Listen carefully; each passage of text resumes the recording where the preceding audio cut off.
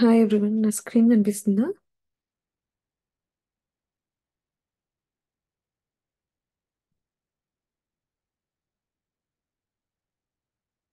Hello, నా voice వినిపిస్తుందా? Yes, ma'am.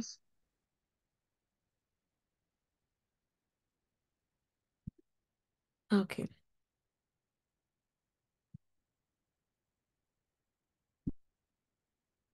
So మీలో ఎవరికైనా అసలు టెస్టింగ్ అంటే ఏంటి అని ఐడియా ఉందా? Like what is software testing?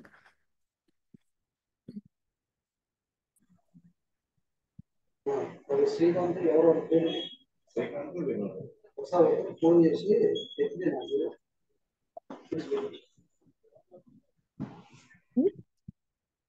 Software testing అంటే నీ ఐడియా? లేకపోతే ఈ కోర్సులో మనం ఏం నేర్చుకోబోతున్నాం అని ఐడియా?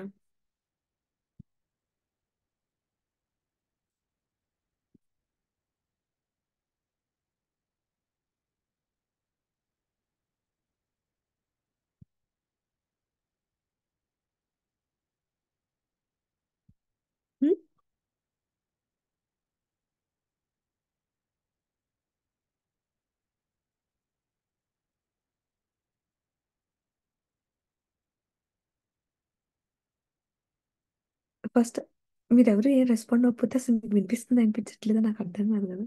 ఏదో ఒకటి ఏం తెలిస్తే అదే చెప్పండి. లైక్ సాఫ్ట్వేర్ టెస్టింగ్ అసలు దేనికి రిలేటెడ్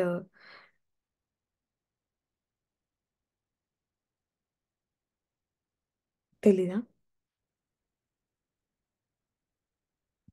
ఓకే. సో మనం ఈ course for the role of automation test engineer, automation tester కోసం చేస్తున్నాము in IT. Okay. So testing అంటే ఏంటి అంటే ఇప్పుడు మీకు ఒక ఏదైనా సరే, నాట్ ఓన్లీ ఇన్ ఐటీ, ఎక్కడైనా సరే, ఇప్పుడు ఈవెన్ మీరు ఫ్యాన్ కొన్నా, మిక్సీ కొన్నా, ఏం కొన్నా సరే దానికి వెనక మీకు ఒక tested, okay, okay tested, test passed అని ఒక లేబుల్ కనిపిస్తుంది. That means that they are trying to verify అది బాగా పనిచేస్తుందా లేదా అనేది చెక్ చేసుకొని అది అన్ని విధాలుగా పనిచేసి సేఫ్ అంటేనే they release into the market కదా. So in the same way testing ఒక సాఫ్ట్వేర్ అప్లికేషన్ తయారైనప్పుడు అది కూడా అనుకున్నట్టే పనిచేస్తుందా లేదా అని వెరిఫై చేయడం కోసం వీడు సాఫ్ట్వేర్ టెస్టింగ్.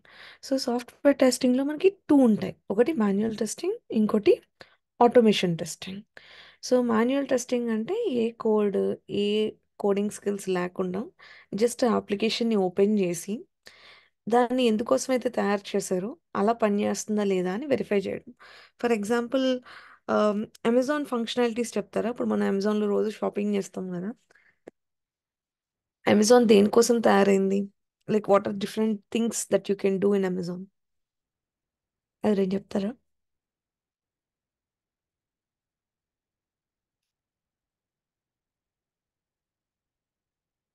ఉమ్? మాట్లాడాలి, మాట్లాడకపోతే లైక్ ఇంటరాక్టివ్గా ఉండదు. మీకు అర్థమవుతుందో లేదో నాకు తెలియదు, నేను చెప్పుకుంటా వెళ్ళిపోతాను. మనం షాపింగ్ చేయడానికి ఏదైనా పర్టికులర్ షాపింగ్ చేస్తున్నప్పుడు సర్చ్ చేసుకొని మనం ఆన్లైన్ పెట్టుకోవడానికి అమెజాన్ యూస్ చేస్తుంటాం.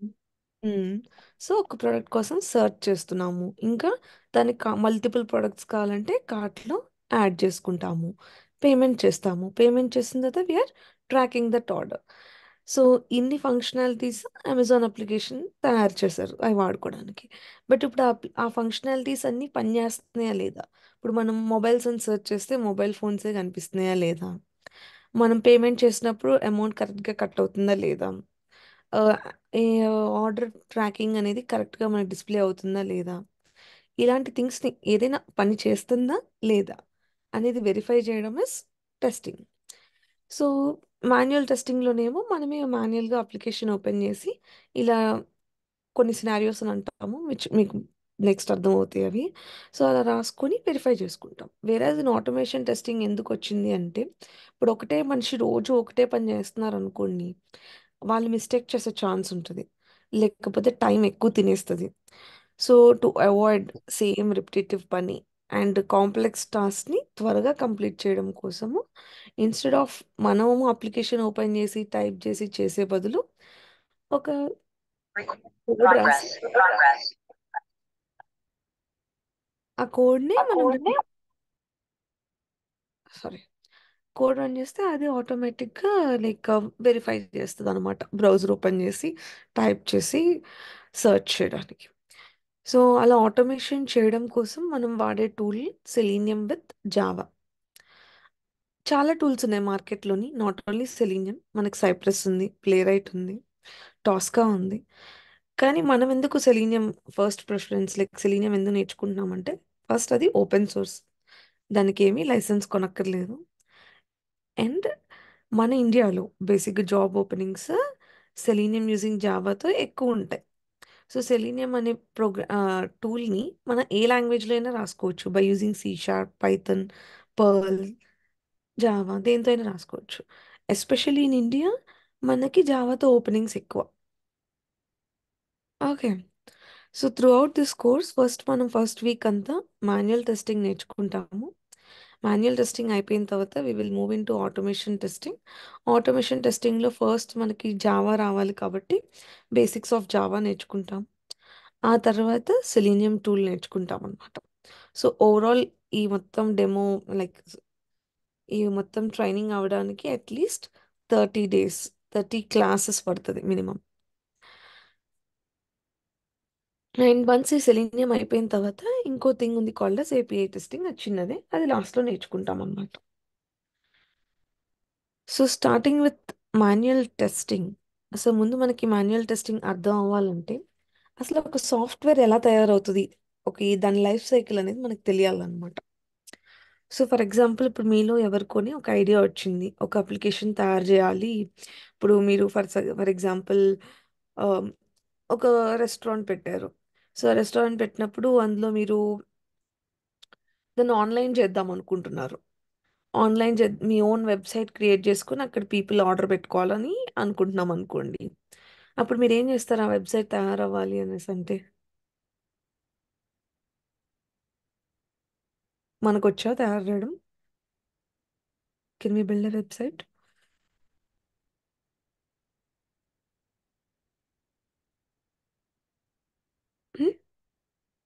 ఒక వెబ్సైట్ తయారు చేయాలి అని ఆలోచన మీకు వస్తే మీరు ఏం చేస్తారు నెక్స్ట్? మనం ఎవరైతే తయారు చేస్తారో వాళ్ళ దగ్గరికి వెళ్ళి మాకు ఈ ఫ్యూచర్స్ తోటి మాకు ఇలా వెబ్సైట్ కావాలి అని వాళ్ళని అడుగుతాము. కదా. సో ఎవరైతే ఆ తయారు చేస్తారో ఆ సాఫ్ట్వేర్ని, ఆ అప్లికేషన్ని, వాళ్ళ దగ్గరికి వెళ్తాము. సో అదొక సాఫ్ట్వేర్ బేస్డ్ అప్లికేషన్ కాబట్టి మనం ఒక సాఫ్ట్వేర్ కంపెనీని అప్రోచ్ అవ్వాలి. సాఫ్ట్వేర్ కంపెనీ దగ్గరికి వెళ్ళిన తర్వాత మనం చెప్తాం కదా వాళ్ళకి, like what are our requirements. Like ఇప్పుడు ఫర్ ఎగ్జాంపుల్ మనం ఒక సాఫ్ట్వేర్ కంపెనీ దగ్గరికి వెళ్ళి you're talking about your requirements, మనకి ఏమేం కావాలి.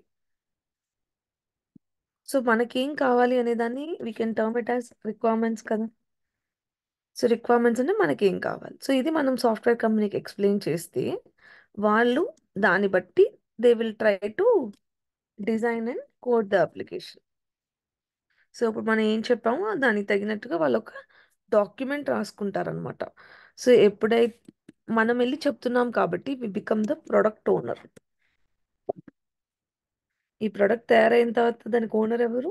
Who is saying those requirements, ఎవరైతే ఆ రిక్వైర్మెంట్స్ అడుగుతున్నారో సారీ వాళ్ళే ఆ ప్రొడక్ట్ ఓనర్ అనమాట. సో ఈ రిక్వైర్మెంట్స్ చెప్పిన దాన్ని బట్టి ఈ సాఫ్ట్వేర్ కంపెనీలో ఒక పర్సన్ ఉంటాడంట called as business analyst. So ఈ బిజినెస్ అనలిస్ట్ ఏం చేస్తాడంట, మనం ఏవైతే రిక్వైర్మెంట్స్ ఇచ్చామో వాటిని డాక్యుమెంట్ చేస్తారు.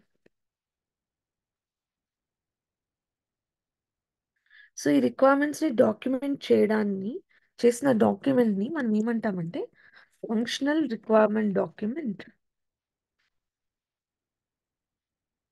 Or business requirement document. Okay. So మన సాఫ్ట్వేర్ కంపెనీ దగ్గరికి వెళ్ళాము, మన రిక్వైర్మెంట్స్ చెప్పాము, కానీ మన రిక్వైర్మెంట్స్ మనకేం టెక్నికల్ లాంగ్వేజ్ రాదు కదా. మనం ఎలా చెప్తాము, నేను ఇప్పుడు ఒక రెస్టారెంట్ ఓపెన్ చేద్దాం అనుకుంటున్నాను, దానిలో ఈ అప్లికేషన్ ఉండాలి, where I can be able to place an order, కస్టమర్స్కి ఏమైనా క్వెరీస్ ఉంటే కాల్ చేయడానికి కస్టమర్ సపోర్ట్ డిస్ప్లే ఉండాలి, వాళ్ళ టోటల్ అమౌంట్ డిస్ప్లే ఉండాలి, పేమెంట్ జరగాలి, దాన్ని నేను ట్రాక్ చేసుకోగలగాలి. అలా we will just give our oral requirements. ఇచ్చినప్పుడు ఈ బిజినెస్ అనలిస్ట్ అనే పర్సన్కి మనం చెప్పేది అర్థం అవ్వాలి కదా. సో ఈ బిజినెస్ అనలిస్ట్ అనే పర్సన్కి ఉండాల్సిన క్వాలిటీస్ ఏంటి అంటే, he should be having good communication skills, బాగా మాట్లాడడం రావాలి, అర్థం చేసుకోవడం రావాలి, and as well as technical knowledge కూడా ఉండాలి. సో సాఫ్ట్వేర్లో టూ టైప్స్ ఆఫ్ బిజినెస్ అనలిస్టులు ఉంటారు. ఒకటి బాగా అర్థం చేసుకునే కమ్యూనికేషన్ స్కిల్స్ ఉండేవాళ్ళు, ఇంకొకళ్ళు టెక్నికల్ బిజినెస్ అనలిస్ట్. వీళ్ళకి కొంచెం నాలెడ్జ్ ఎక్కువ ఉంటుంది, అప్లికేషన్స్ ఏ టెక్నాలజీస్ వాడాలి, ఎలాంటి టూల్స్ వాడాలి, ఇచ్చిన రిక్వైర్మెంట్ తగినట్టు మనం ఏం చేయగలగము. సో అవన్నీ అర్థం చేసుకునే వాళ్ళు టెక్నికల్ బిజినెస్ అనలిస్ట్ అనమాట. రాగా మనం ఇచ్చిన రిక్వైర్మెంట్స్ని అసలు అట్లీస్ట్ డాక్యుమెంట్ చేయగలిగే వాళ్ళు బిజినెస్ అనలిస్ట్. అండ్ వన్స్ ఈ రిక్వైర్మెంట్స్ అన్ని డాక్యుమెంట్ అయిపోయిన తర్వాత ఏం చేస్తాము అనేసి అంటే, we have to do planning. So ఇప్పుడు మన దగ్గరికి రిక్వైర్మెంట్స్ వచ్చేసినాయి, రిక్వైర్మెంట్స్ వచ్చిన తర్వాత దాని మీద వర్క్ చేయాలి కదా. సో వర్క్ చేయాలంటే మనకి ఏం కావాలి, వీ నీడ్ టు డిఫైన్ ఎంత టైం పడుతుంది ఆ అప్లికేషన్ తయారవడానికి, ఓవరాల్గా ఎంత టైం పడుతుంది, ఎంత కాస్ట్ అవుతుంది, ఎంతమంది పీపుల్ కావాలి, how many people are required. So ఈ మూడింటిని డిటర్మైన్ చేసుకున్న తర్వాత, వీటిని ఎలా డిటర్మైన్ చేస్తాము, బేస్డ్ ఆన్ ఈ రిక్వైర్మెంట్స్ ఎంత కాంప్లెక్స్ ఉన్నాయి, కష్టమైన అప్లికేషనా, ఈజీ అప్లికేషనా, మనకి ఏమన్నా వేరే వాటి మీద డిపెండెన్సీస్ ఉన్నాయా, అవన్నీ అనలైజ్ చేసుకొని we do the planning. So ప్లానింగ్లో ఎప్పుడు త్రూ అవుట్ దిస్ ప్రాసెస్ ఎక్కడైనా సరే మీరు ప్లానింగ్ అనే వర్డ్ వింటే మనం కన్సిడర్ చేయాల్సింది three main things: time, cost and number of people required. So once planning అయిపోయింది, మనకి ఫర్ ఎగ్జాంపుల్ 2 years పట్టిద్ది అని డిసైడ్ అయ్యాం, ఆ అప్లికేషన్ తయారవడానికి 2 years పట్టిద్ది. ఓకే ఫైన్, దానికి ఒక 5 people కావాలి, అండ్ దీని తయారవడానికి మనకి ఫర్ ఎగ్జాంపుల్ ఒక $10,000 అవుతుంది అనుకుందాం. అయిపోయిన తర్వాత we go for designing stage అనమాట. So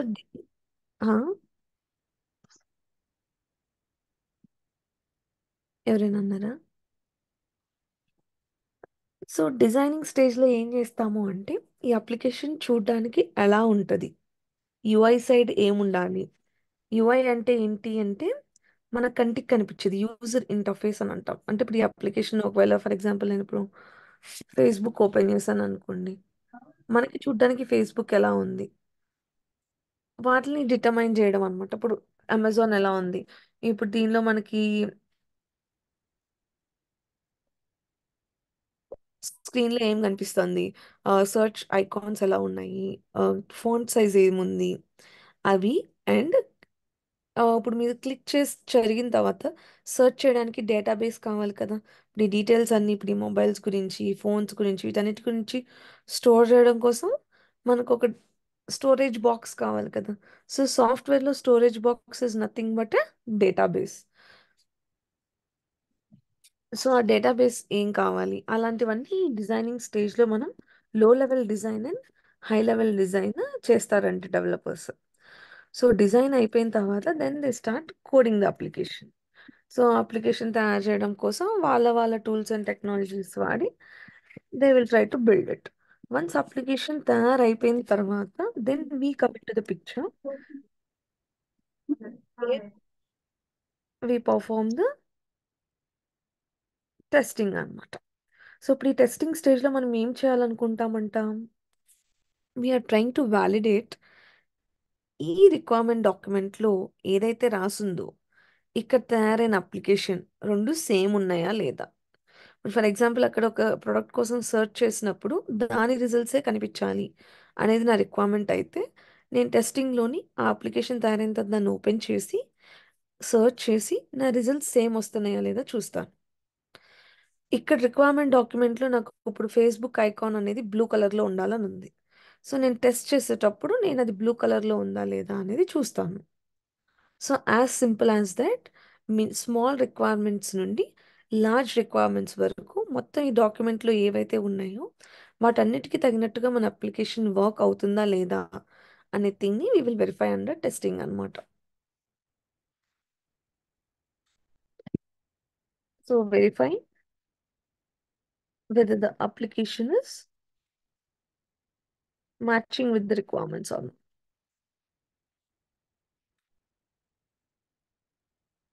okay. So once testing కూడా అయిపోయింది. టెస్టింగ్ అయిపోయిన తర్వాత అంతా బాగానే పనిచేస్తుందని మీరు డిసైడ్ అయ్యారు. సో డిసైడ్ అయిన తర్వాత then we have the deployment phase అనమాట. సో డిప్లాయ్మెంట్ అంటే మీనింగ్ ఏంటి అంటే, ఆ అప్లికేషన్ ఇప్పటి వరకు ఆ సాఫ్ట్వేర్ కంపెనీలో ఉంది, కానీ దాన్ని ఇప్పుడు అందరూ వాడేలాగా లైవ్ చేస్తాం అనమాట. సో ఇప్పుడు మీరు వాట్సాప్ని ఎలా ఇన్స్టాల్ చేసుకోగలుగుతున్నారు మీ సిస్టంలోని, అమెజాన్ ఎలా ఒక బ్రౌజర్లో ఓపెన్ చేయగలుగుతున్నారు, సో దాన్ని ఇంటర్నెట్ వయబుల్ చేస్తాం అనమాట. సో అందరూ వాడుకునేలా. వన్స్ డిప్లాయ్మెంట్ కూడా అయిపోయింది, కానీ అయిపోయిన తర్వాత ఇప్పుడు మీరు వాట్సాప్లో అప్డేట్స్ చూస్తారా?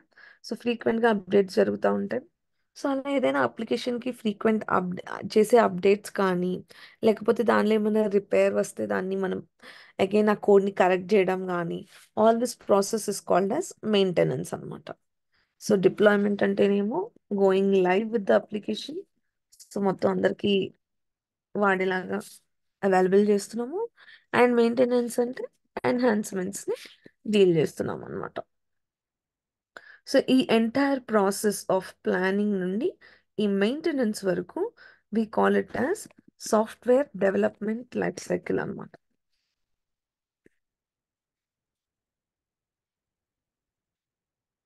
సో ఏ సాఫ్ట్వేర్ తయారవ్వాలన్నా all these stages go through అవ్వాలి. దాని ఇమేజ్ చూపిస్తాను.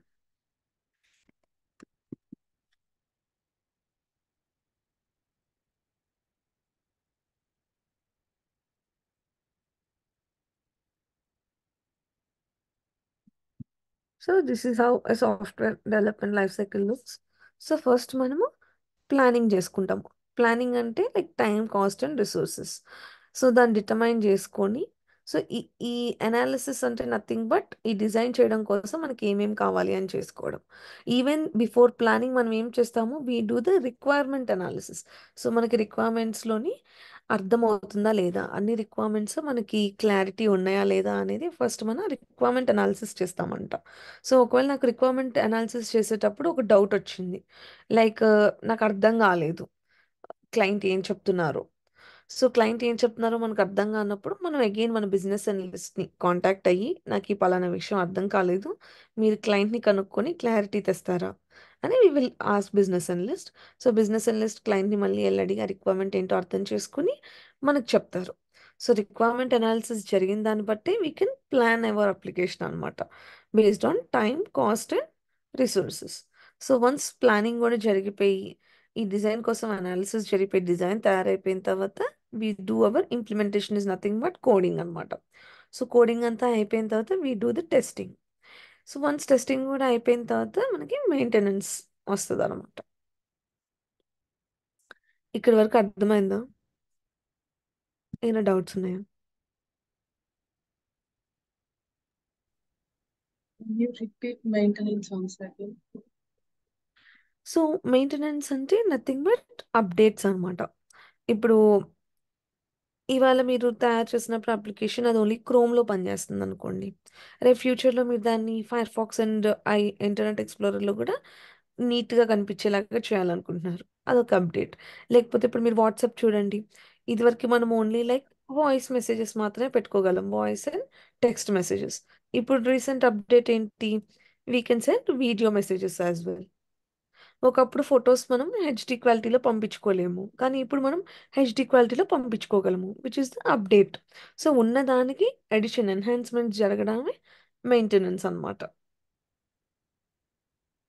Okay, thank you. ఇంకెవరికైనా డౌట్స్ ఉన్నాయా? అనుష. బాబు, భాస్కర్, కళ్యాణ్.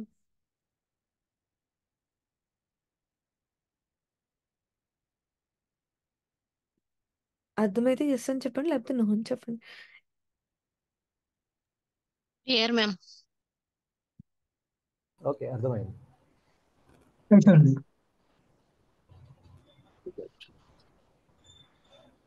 సో ఇప్పుడు ఇది ఎంటైర్ సాఫ్ట్వేర్ తయారవడానికి కదా మనం నేర్చుకున్న సైకిల్. మనం ఎస్పెషల్లీ దీనిలో మనం కాన్సన్ట్రేట్ చేయాల్సింది టెస్టింగ్ సెక్షన్. సో టెస్టింగ్కి కూడా ఒక లైఫ్ సైకిల్ ఉంటుంది అనమాట. సో ఆ లైఫ్ సైకిల్ వచ్చేసరికి ఏంటంటే దాన్ని మనం సాఫ్ట్వేర్ టెస్టింగ్ లైఫ్ సైకిల్ అంటాం. ఇందాక మనం చూసింది software development life cycle, so అది ఎస్డిఎల్సి అంటారు. ఇది software testing life cycle, so దీన్ని ఎస్టిఎల్సి అంటారు. సో ఏ లైఫ్ సైకిల్ అయినా సరే సాఫ్ట్వేర్లోని మనం ఒక ప్రాజెక్ట్ తయారు చేయాలన్నా, దాన్ని వెరిఫై చేయాలన్నా ముందు మనకి రిక్వైర్మెంట్స్ అనేవి అర్థం అవ్వాలి. సో అప్లికేషన్ ఎందుకు పనిచేస్తుంది అనే విషయం మనకు తెలియకుండా మనం దాన్ని వెరిఫై చేయలేము. సో టెస్టింగ్లో కూడా the first stage starts with requirement analysis. So రిక్వైర్మెంట్స్ని అర్థం చేసుకోవాలి. అండ్ ఇక్కడ టెస్ట్ ప్లానింగ్ అంటున్నారు. సో ఇక్కడ ప్లానింగ్ అంటే ఏమై ఉండొచ్చు? సో టెస్ట్ ప్లానింగ్లో మనం ఏమేమి డీటెయిల్స్ కన్సిడర్ చేయాలి?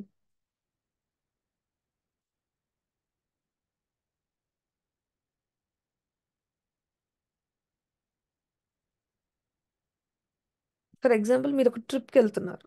ఓకే, సో ఒక ట్రిప్కి వెళ్ళేటప్పుడు మీరు ఏమేమి థింగ్స్ ప్లాన్ చేస్తారు?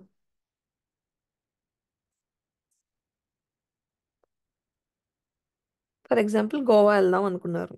సో గోవా వెళ్ళాలంటే what will be your planning steps? మీరు ఏమేమి 3 మెయిన్ ఫ్యాక్టర్స్ కన్సిడర్ చేయాలి అక్కడికి వెళ్ళాలి అంటే మీరు ఏం కన్సిడర్ చేస్తారు? Cost, time. Cost, time and ఎంతమంది పీపుల్ వెళ్తున్నాం. సో వాళ్ళకి అకామిడేషన్ అయి చూడండి. సో ఎంత బడ్జెట్ ఉంది మన దగ్గర మన ట్రిప్ కంప్లీట్ చేయడానికి, ఎన్ని డేస్ ట్రిప్ అది, అండ్ ఎంతమంది వెళ్తున్నాము. ఈ 3 మెయిన్ ఫ్యాక్టర్స్ డిటర్మైన్ చేస్తాం కదా. So in the same way సాఫ్ట్వేర్లో కూడా whether it is software development life cycle or testing life cycle, ఎక్కడైనా సరే ప్లానింగ్ అనే వర్డ్ వస్తే we consider 3 main things. Test ప్లానింగ్లోనేమో టెస్టింగ్ చేయడానికి ఎంతమంది పీపుల్ కావాలి, టెస్టింగ్ చేయడానికి ఎంత టైం పడుతుంది, టెస్టింగ్ చేయడానికి ఎంత కాస్ట్ అవుతుంది. ఆ 3 మెయిన్ థింగ్స్ని కన్సిడర్ చేస్తాం. సో వన్స్ టెస్ట్ ప్లానింగ్ కూడా అయిపోయిన తర్వాత then here something we have test case development. ఇప్పుడు డెవలపర్స్ అయితే అప్లికేషన్ని కోడ్ చేస్తారు, వాళ్ళు తయారు చేస్తారు. కానీ మనం ఏం చేస్తామంట, టెస్ట్ కేసెస్ రాస్తాం. సో ఒక టెస్ట్ కేస్ అంటే నథింగ్ బట్ ఆ రిక్వైర్మెంట్ని వెరిఫై చేయడం కోసం పాజిటివ్ అండ్ నెగిటివ్ థింగ్స్ ఏం ఐడెంటిఫై చేయగలము వాటిని మనం టెస్ట్ కేసెస్కి రిఫర్ చేస్తాము. ఇప్పుడు ఫర్ ఎగ్జాంపుల్ ఒక లాగిన్ పేజే ఉందనుకోండి, మీకు అసలు టెస్టింగ్ గురించి ఏమీ తెలీదు, బట్ మీకు ఒక లాగిన్ పేజ్ ఉంది. ఆ లాగిన్ పేజ్ని మీరు వెరిఫై చేయాలనుకుంటున్నారు. వెరిఫై చేయాలనుకున్నప్పుడు ఏం చేస్తారు మీరు? ఎలా వెరిఫై చేస్తారు? User name, password submit. User name password ఇస్తాము. ఇచ్చిన తర్వాత అది ఏం ఎర్రర్స్ లేకుండా లాగిన్ అయితే లాగిన్ అయినట్టు. అంటే ఎప్పుడు ఎర్రర్స్ రాకుండా అది లాగిన్ అవ్వాలి? మనం user valid name user name and valid password. Valid user name, valid password ఇచ్చినప్పుడు లాగిన్ అనేది అవ్వాలి. అదే ఒకవేళ అది valid user name and password కాదు, ఒకవేళ రాంగ్ పాస్వర్డ్ ఇచ్చాము, అప్పుడు ఏం అవ్వాలి? రాంగ్ పాస్వర్డ్ అని మనకు చూపించాలి. చూపించాలి. ఇంకేం వెరిఫై చేస్తాము? ఇప్పుడు user name and password valid ఇచ్చాము, పని చేస్తుంది. ఇన్వాలిడ్ ఇచ్చాము, పని చేయట్లేదు. ఇంకా ఏం వెరిఫై చేయొచ్చు మనం అరౌండ్ లాగిన్ పేజ్?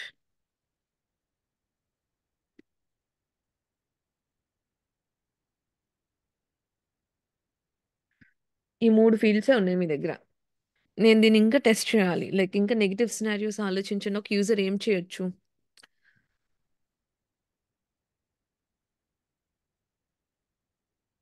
మన ఈ రెండింటిని ఖాళీగా వదిలేసి సబ్మిట్ మీద క్లిక్ చేయొచ్చు. లేకపోతే దీనిలో యూజర్ నేమ్ మాత్రమే ఇచ్చి పాస్వర్డ్ ఇవ్వకుండా నొక్కొచ్చు. ఓన్లీ పాస్వర్డ్ ఇచ్చి యూజర్ నేమ్ ఇవ్వకుండా టైప్ చేయొచ్చు. అలాంటప్పుడు ఏం జరుగుతుంది? ఈ అన్ని కేసెస్లో కూడా యూజర్ అనేవాడు సక్సెస్ఫుల్గా లాగిన్ అవ్వకూడదు కదా. సో అలాగా what ever the positive and negative scenarios మనకి ఆ రిక్వైర్మెంట్ బేస్ చేసుకొని ఏవైతే నెగిటివ్ ఐడియాస్ మనకు వస్తున్నాయి వెరిఫై చేయడానికి, ఏవైతే పాజిటివ్ ఐడియాస్ వస్తున్నాయి మనకి వెరిఫై చేయడానికి, all together those all are called as test cases అనమాట. సో వాటిని మనం ఒక డాక్యుమెంట్లో రాసుకుంటాము. దాన్ని నెక్స్ట్ క్లాసెస్లో చూపిస్తాను మీకు టెస్ట్ కేసెస్ ఎలా రాయాలి అని.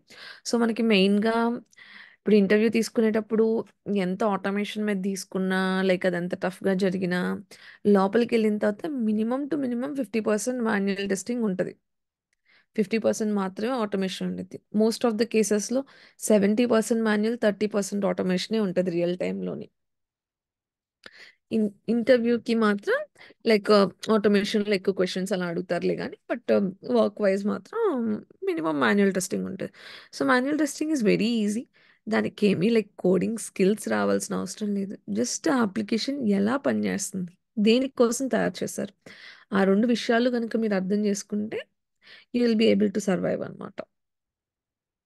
సో ఈ టెస్ట్ కేసెస్ రాయడం కోసం we will just use some excel sheet or else real టైంలో లైక్ ఏదైనా టూల్స్ వాడుతున్నారు అనుకోండి, ఆ టూల్స్లో కూడా మనం రాసుకోవచ్చు. సేమ్ స్టెప్స్ ఒక అప్లికేషన్లో రాస్తాం, అంతే తేడా.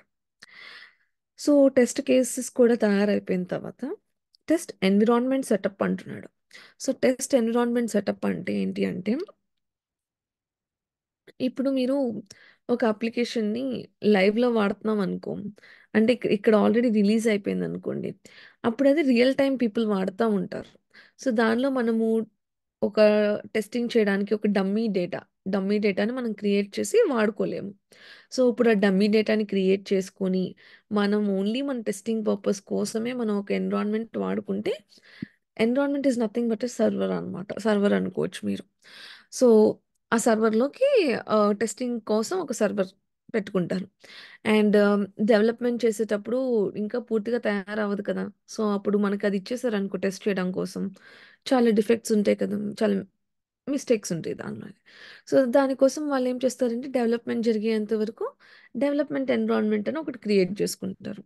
సో ఆ ఎన్విరాన్మెంట్స్ యొక్క డిఫరెన్స్ మనకి ఎలా తెలుస్తుంటే బేస్డ్ ఆన్ యూఆర్ఎల్. సో ఇప్పుడు నాకు జనరల్గా ఏ ప్రాజెక్ట్లో అయినా యూఆర్ఎల్ బట్టి మనం ఐడెంటిఫై చేసేయచ్చు. ఇక్కడ నాకు qa.procureodx.com అని ఉంది, అంటే it is related to the testing domain. So టెస్టర్స్ని మనల్ని ఏమంటారు, సాఫ్ట్వేర్ టెస్టర్స్ని also call them as quality analyst. So మనకు అందుకే క్యూఏ డాట్ అనే నేమ్. క్యూఏ అంటే లైక్ టెస్టింగ్ ఎన్విరాన్మెంట్కి సంబంధించింది అని. అదే నాకు ఒకవేళ రియల్ టైంలో కావాలి, లైక్ ప్రొడక్షన్లోది కావాలనుకో, ప్రొడక్షన్ యూఆర్ఎల్లోని ఏముండదు, డైరెక్ట్గా ఆ వెబ్సైట్ని హిట్ చేయొచ్చు మనం. అదే డెవలపర్స్ అనుకో, డెవ్ డాట్ అని ఉంటుంది. ఈ డెవలప్మెంట్ సర్వర్ బయట ఎవరికి కనిపించదు, ఇంకా తయారవ్వలేదు కాబట్టి కెనాట్ బి రీచ్డ్ అని వస్తుంది. ఈవెన్ ఇంటిగ్రేషన్ ఎన్విరాన్మెంట్ కూడా అంతే. సో డెవ్ అంటేనేమో ఇప్పుడు ఫర్ ఎగ్జాంపుల్ ఒక టీంలో ఒక 10 మెంబర్స్ వర్క్ చేస్తున్నాము. సో 10 మెంబర్స్ వర్క్ చేస్తున్నప్పుడు మీరు లాగిన్ పేజ్ మీద వర్క్ చేస్తున్నారు, నేను సైన్ అప్ పేజ్ మీద వర్క్ చేస్తున్నాను, ఇంకొకళ్ళు ఆర్డర్స్ ప్లేస్ చేయడం కోసం వర్క్ చేస్తున్నారు. సో ఇప్పుడు మీరు రాసిన కోడ్ వేరు, నేను రాసిన కోడ్ వేరు, కానీ మన అప్లికేషన్ పనిచేయాలంటే అందరిది కలిపి ఒక అప్లికేషన్ లాగా ఫంక్షన్ చేయాలి. So when you are trying to combine the code, నాది మీది లైక్ మన టీంలో ఎవరిదైనా సరే మన అప్లికేషన్తో కంబైన్ చేస్తే దాన్ని we call it as integration అనమాట. So integration is nothing but combining the modules.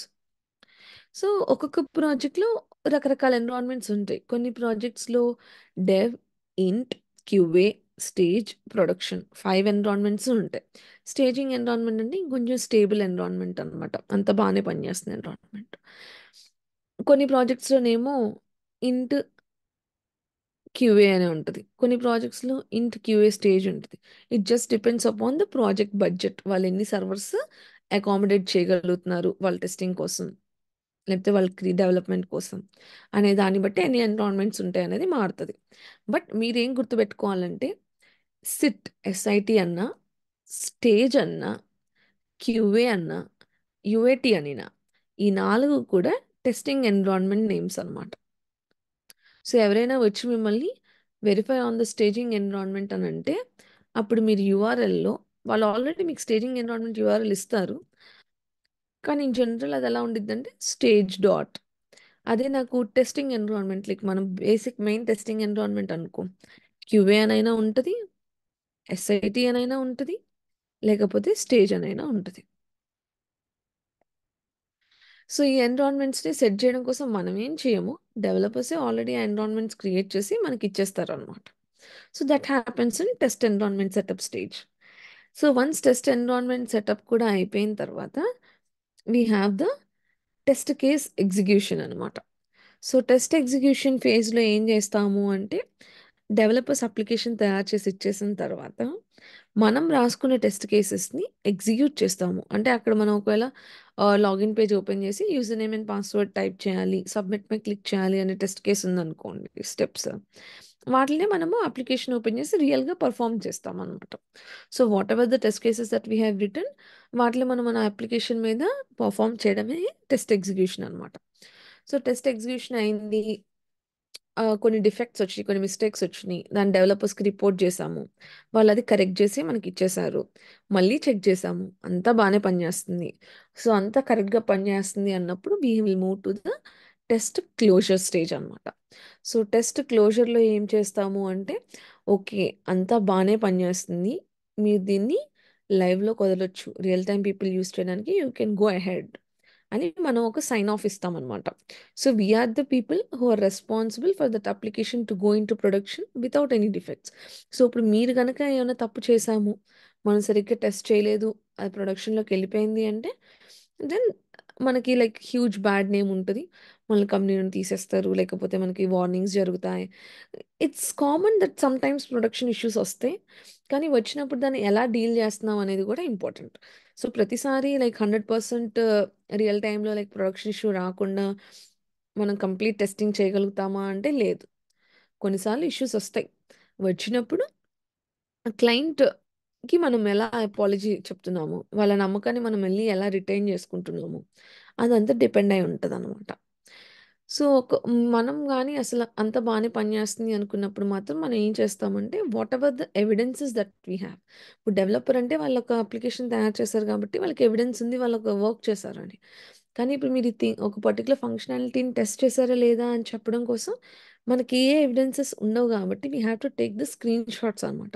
మనం చేసే ప్రతి వర్క్ని మనం క్యాప్చర్ చేసుకోవాలి, స్క్రీన్ షాట్స్ తీసుకొని ఒక వర్డ్ డాక్యుమెంట్లో పేస్ట్ చేసుకొని మనం ఏమేం చేసాం ఆ వర్క్ అంతా డే అంతా అది స్టోర్ చేసుకోవాలన్నమాట. సో టెస్ట్ సైకిల్ క్లోజర్లో కూడా మన ఎవిడెన్సెస్ని ప్రూఫ్గా పెట్టి ఓకే మేము వెరిఫై చేసాం, ఈ అప్లికేషన్ బాగానే పనిచేస్తుంది అని సైన్ ఆఫ్ ఇస్తామన్నమాట. So this entire process is called as software testing life cycle. అర్థమైందా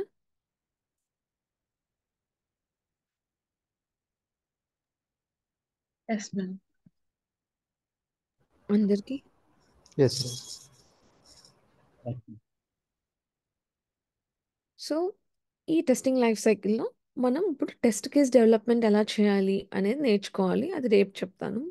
అండ్ టెస్టింగ్కి ఎలా ఒక లైఫ్ సైకిల్ ఉందో ఇప్పుడు మీరు ఫర్ ఎగ్జాంపుల్ ఈ లాగిన్ పేజ్ని టెస్ట్ చేసేటప్పుడు నేను యూజర్ నేమ్ స్టూడెంట్ అని ఇచ్చాను, కానీ పాస్వర్డ్ 123లో ఇక్కడ పీ క్యాపిటల్ అంటున్నాడు, కానీ నేను పీ స్మాల్ ఇచ్చి సబ్మిట్ కొట్టాను.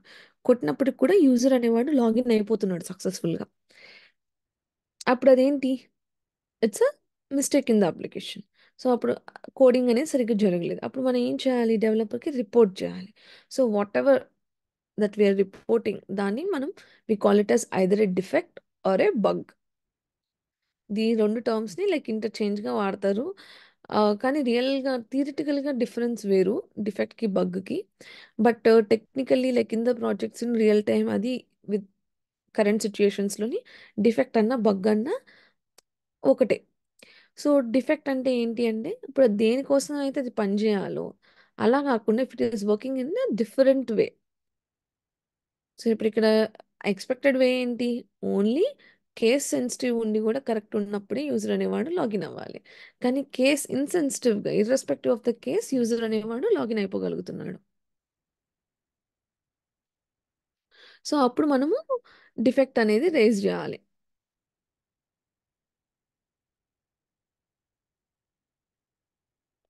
ఆ డిఫెక్ట్ రేజ్ చేసేటప్పుడు దానికి కూడా మనం కొన్ని ఫీల్డ్స్ అనేవి ఫిల్ చేయాల్సి వస్తుంది అనమాట. సో ఆ ఫీల్డ్స్ని ఏమేం ఫిల్ చేయాలి, అసలు ఒక డిఫెక్ట్ రేజ్ చేసేటప్పుడు మనం డెవలపర్కి ఏమేమి ఇన్ఫర్మేషన్ ఇవ్వాలి, what is defect life cycle, అదంతా రేపు చూద్దాము. ఇప్పుడు నెక్స్ట్ 15 minutes లైక్ మీకు ఏమైనా డౌట్స్ ఉంటే అడగండి for this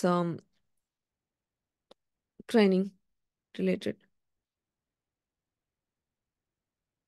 I'll just stop the recording.